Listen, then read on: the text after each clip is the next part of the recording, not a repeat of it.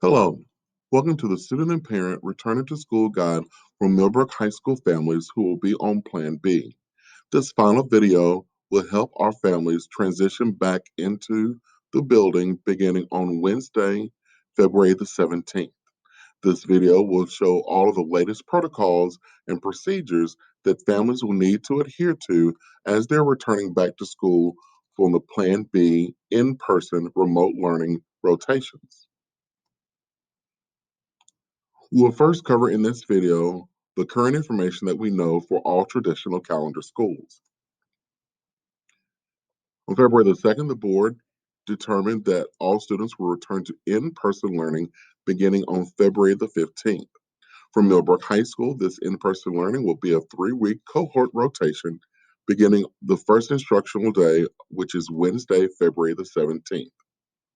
Our current bell schedule will remain the same from 7:25 a.m. until 2:20 p.m.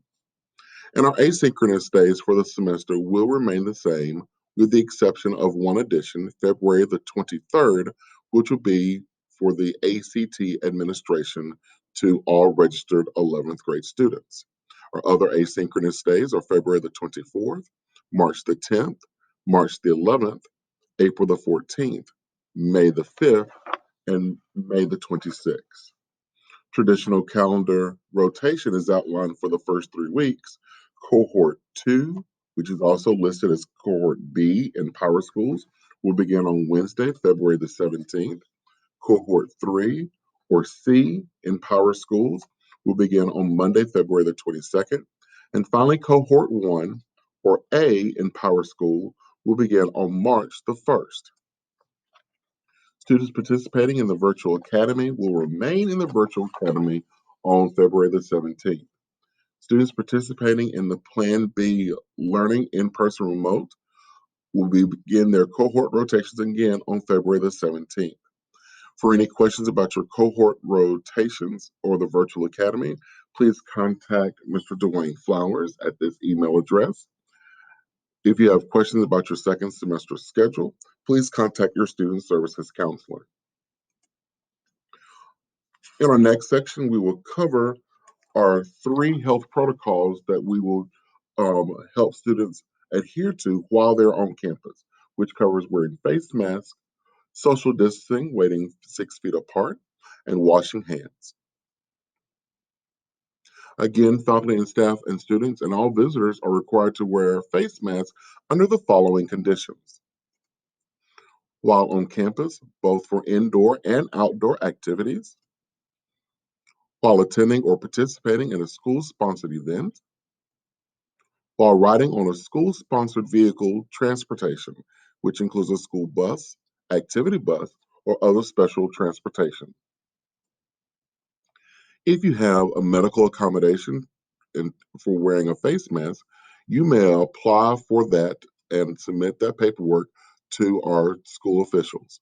That paperwork can be found on our website and on the Wake County Public School website as well. Again, here are all the options for face masks that have been provided.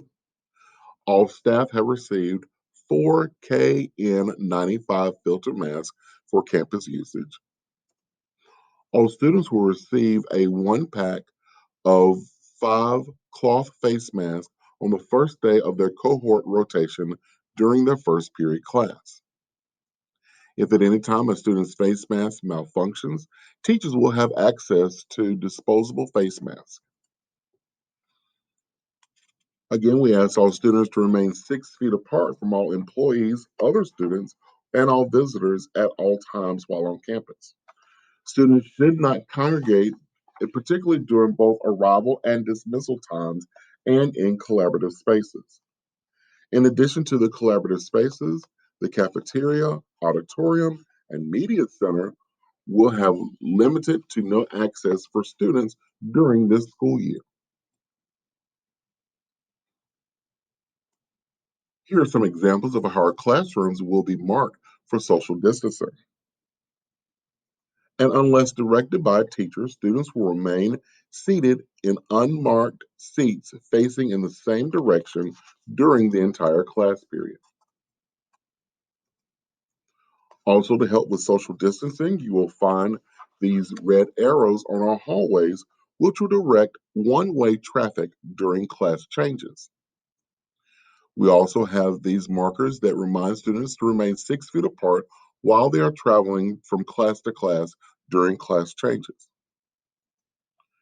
Also, to assist with one way traffic during class changes, our stairwells have been marked as either up or down, and you will see these signs posted on each one of those stairwells.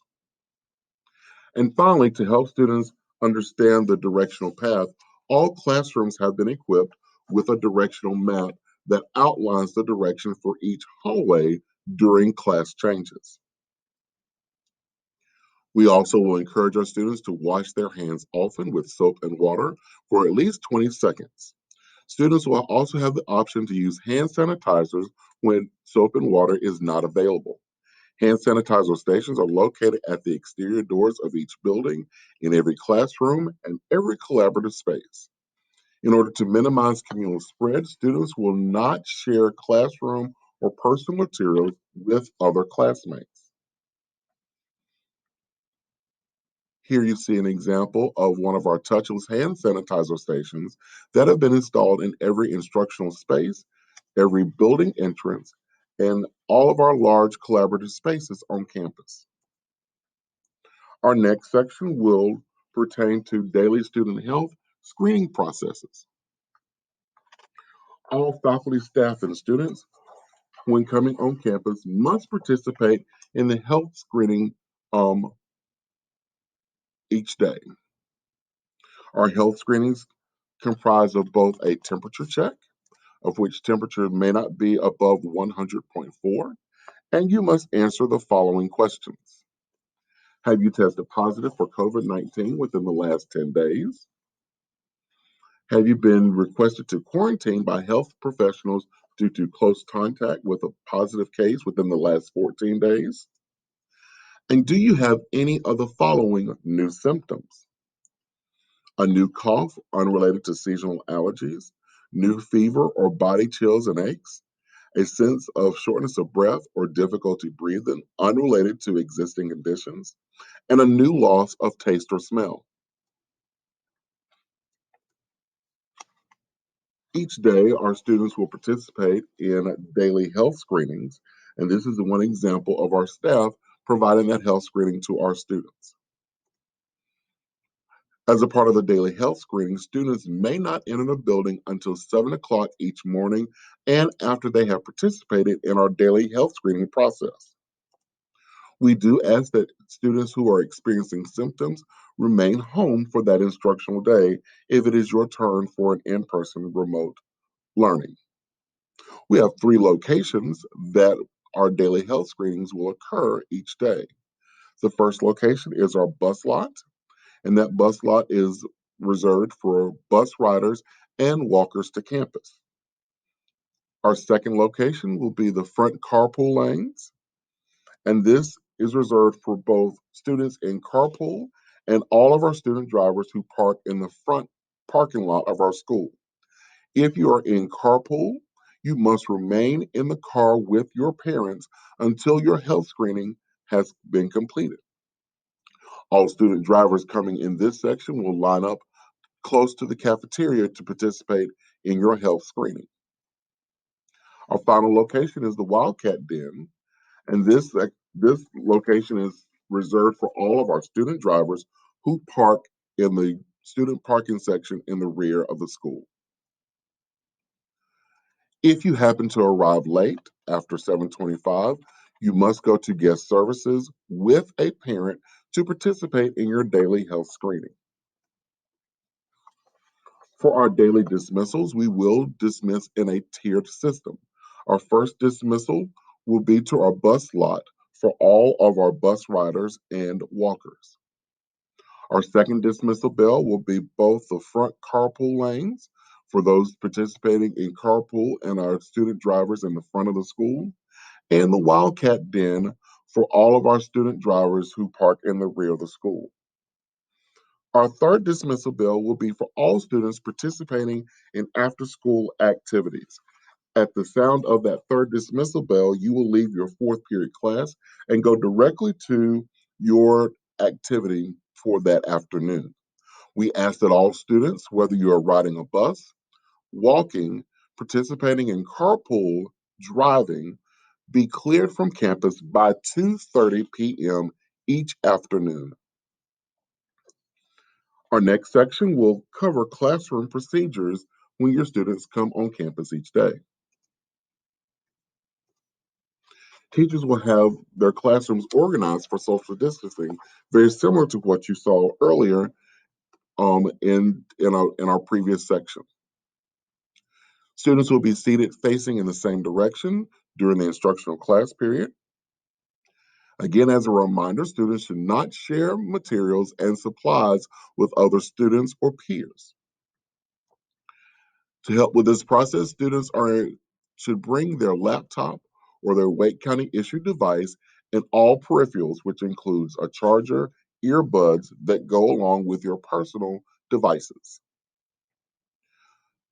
Disinfecting supplies are provided to each one of our teachers who will support cleaning desks and other high touch areas at the end of each class period. Other high touch areas will be cleaned by our daytime custodial staff multiple times during the instructional day, and all classrooms will be sanitized by our evening custodial staff for the next instructional day. A second protocol that we have during class time is when students go to the restroom. Students must have a pass from their teacher and even during class transitions in order to go to the restroom. In order to promote social distancing, we are asking that no more than 3 students occupy the restroom at any given moment. You'll see here an example of our restroom pass, and there will be 3 hooks outside of each student restroom.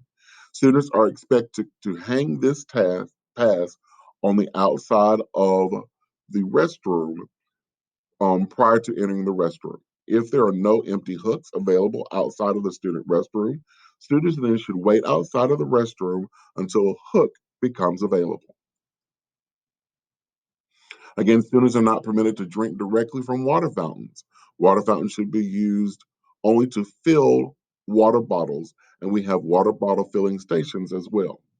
Students are strongly encouraged to bring their own water bottle with their name clearly labeled on the bottle each school day. If a student does not have a water bottle, they should ask a staff for a disposable cup, which they can get water from any of the water fountain filling stations. That cup then should be disposed of in a trash can after usage. Our next section will cover meal delivery on campus, which includes both breakfast and lunch. As a reminder to all parents and students, all meals, both breakfast and lunch, will be provided at no cost to every student for the remainder of the school year. Breakfast will not be served in the cafeteria this year. Any student who wishes to eat breakfast must retrieve their breakfast from one of 2 outside locations prior to entering the building. The first location is the 1400 hallway and the 200 building courtyard, which is designated for our bus riders, walkers, and senior drivers from the rear lot. The second station is the cafeteria courtyard, designated for our carpool, junior and senior drivers in the front lot. Once students receive their breakfast from either location, they will report immediately to first period to consume their breakfast. Students will follow directions of their teacher to adhere to safety protocols while eating breakfast. For our lunch procedures, students will not again utilize the cafeteria for lunch, and juniors and seniors will not be permitted to leave campus for an off campus lunch period. All students will be in the same room as your second period class. At the beginning of second period, students will order a lunch with their second period teacher. Students are permitted to bring lunch to school. However, no appliances will be made available to heat student lunches. The campus lunch period will begin at 10:30 each morning and end at 11:05.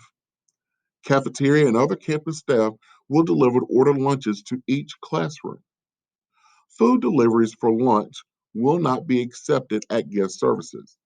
This includes lunch delivery from parents, or other companies such as Grubhub or DoorDash. Once the bell rings at 10:30, students will follow directives from teachers monitoring lunch with the following items. They will sanitize their hand prior to beginning lunch. The teacher will deliver lunch to all students who ordered from the cafeteria, and or students will then pull out their lunch that they brought from home. The teacher will direct students to remove their face coverings at the same time. Once face coverings are removed, there is no talking, and you will have approximately 15 minutes to eat your lunch. Teacher will dispose of all students, then to dispose of trash. And then you will be preparing for class change to move to third period. There are vegetarian options available for students to order from the cafeteria. This section covers when we have students that are experiencing COVID-19 symptoms while on campus. Students that have experienced at least one symptom of COVID-19 may not return to school until they have a negative PCR test and it has been 24 hours since they have had a fever without fever reducing medicine, or they can answer yes to all of the following questions. Has it been 10 days since your last symptoms? Has it been 24 hours since the student has had a fever without the aid of fever reducing medicine? Have symptoms improved, including both the cough and shortness of breath?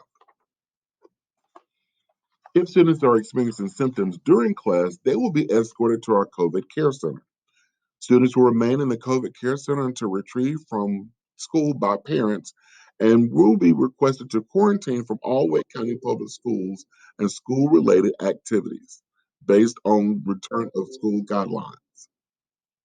All siblings that attend Millbrook High School must also be retrieved and requested to quarantine. Parents will complete checkout process at guest services and will be retrieved by students on Guest Services Road by the 200 building. Staff members supervising the care center have been trained by the Wake County Public Health Services staff to monitor our care center. Students who are relocated to the care center again will not be permitted to ride on Wake County transportation.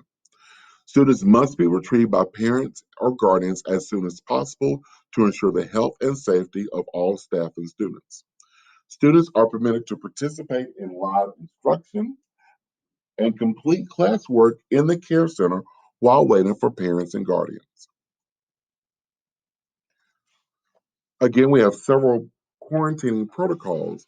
And again, for any student that has tested positive for COVID-19 or being designated to quarantine due to exposure or close contact with a person who has been confirmed with COVID-19 must report information to all school officials, which include teachers, counselors, support staff, and administrators. Millbrook High School staff will report information to the Wake County Public School Health Services and to the Wake County Public Health Department when appropriate. Depending upon the reporting event, the student must quarantine from all Wake County Public School facilities, all Wake County Public School sponsored events, and, and all Wake County Public School transportation. If a person with COVID-19 was in a Wake County facility while infectious, Wake County Public School System will coordinate with the local health officials to notify anyone who was in close contact with the infected person, while maintaining confidentiality in accordance to these laws and all other state and federal laws. Wake County Public Health will determine through contact tracing who, if anyone, will need to quarantine. If a student has been, any student who has been requested to quarantine will still have access to academic work from all teachers. Parents and students must contact the teachers to request work based on student illness policies. If a student is not able to complete work based on the severity of symptoms related to COVID-19, families should concentrate on the wellness of the student. Millbrook High School will continue to work with families and teachers on completing assignments in a timely manner. There are several levels of when students are asked to quarantine. The first is a 10-day required quarantine. This occurs when a student is positively diagnosed with COVID-19 or a student is experiencing at least one symptom related to COVID-19, whether you have failed the health screening in the morning or assigned to the COVID care center due to illness during the instructional day. A student may return early from a 10-day quarantine if symptoms you are symptom free without any fever reducing medicines at least 24 hours at the end of the quarantine, receive a diagnosis from a healthcare professional identifying symptoms as unrelated to COVID-19, receive a negative PCR molecular COVID-19 test. The next level of a quarantine is a 14-day quarantine. Students who are exposed or come in close contact with confirmed case are asked to quarantine for 14 days. Students may not return prior to the 14-day quarantine, even if a student has received a negative PCR molecular COVID-19 test. Remember that the CDC outlines close contact as being within 6 feet of a confirmed case for a cumulative total of 15 minutes during a 24-hour period, 2 days prior to the onset of symptoms of a confirmed case. For an asymptomatic confirmed case, it is the same time frame from when the PCR molecular COVID-19 test was taken by the infected person. The last timeline is a 24-day student quarantine. A student who is currently living in the same household of a person confirmed with COVID-19 or experiencing at least one symptom and is currently not experiencing any symptoms as a student. The quarantine time includes a 10-day time period of the infected person and a 14-day time period for exposure when the infected person's initial quarantine time has concluded. Student may return to the 24-day quarantine based on the same return requirements for anyone quarantining based on a confirmed infection or being symptomatic. Here are your final steps for students returning back to Millbrook High School. Again, we ask that all parents and students read the Millbrook High School Health and Safety Handbook, which is located on our school website. You must also read and acknowledge the Wake County Public School System Student Accountability and Required Health Protocols document. The last page should be signed by the student and parent and submitted to your first period teacher on the first day of cohort rotations. This document is also available on the Millbrook High School website. For bus riders, you must read and acknowledge the Wake County Public School one-time health attestation document. Families may either acknowledge online or return the signed document to guest services. And again, all of these forms are located on the Millbrook High School website. Finally, we know that we can all do this together, and we again will ask students to follow these 10 uh, policies in order to kind of help with social distancing and remind them of all the protocols that we have placed here at Millbrook High School. This concludes our final video in our series to help parents and students to return safely back to Millbrook High School for those that are on the Plan B in-person remote learning rotation. Again, we will see our first rotation, which is cohort 2 or cohort B in Power School on Wednesday, February the 17th, 2021.